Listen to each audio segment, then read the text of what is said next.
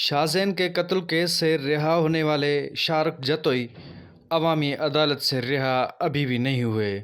ملک کے نامور رائٹر خلیل الرحمن قمر نے بھی کیس کے فیصلے پر رد عمل دیتے ہوئے کہا کہ ایک دن تمہارا قتل ہوا تھا شاہ زیب، آج انصاف کا خون ہو گیا۔ اداکار ہارون رشید کا شارق جتوئی کی بریت پر کہنا تھا کہ سامان باندھنے اور ملک چھوڑنے کا وقت آ گیا ہے۔ آپ میں سے جو نوجوان پڑھے لکھے اور پرعزم ہیں، برائے مہربانی اپنے بچوں کی خاطر اگر موقع ملے تو باہر نکل جائیں۔ ملک کی نامور اداکارہ مائرہ خان کا کہنا تھا کہ سب طاقت کا کھیل ہے۔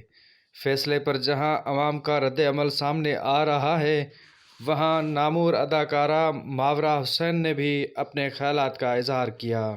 سوشل میڈیا پر اپنے پیغام میں ماورا کا کہنا تھا کہ ہمارے ملک کے امیر ہمارے نظام انصاف کا مذاق اڑاتے ہیں۔ انہوں نے تحریر کیا کہ یہاں ہم سب غیر محفوظ ہیں، کوئی قانون ہماری حفاظت نہیں کر رہا۔ ماورا حسین کا کہنا تھا کہ خدا نہ کرے کہ ہم اپنے آپ کو اس حالت میں پائیں۔ یاد رہے کہ شاہ زیب خان کی ہلاکت کا واقعہ 24 دسمبر 2012 کی شب کراچی کے علاقے ڈیفنس میں پیش آیا تھا۔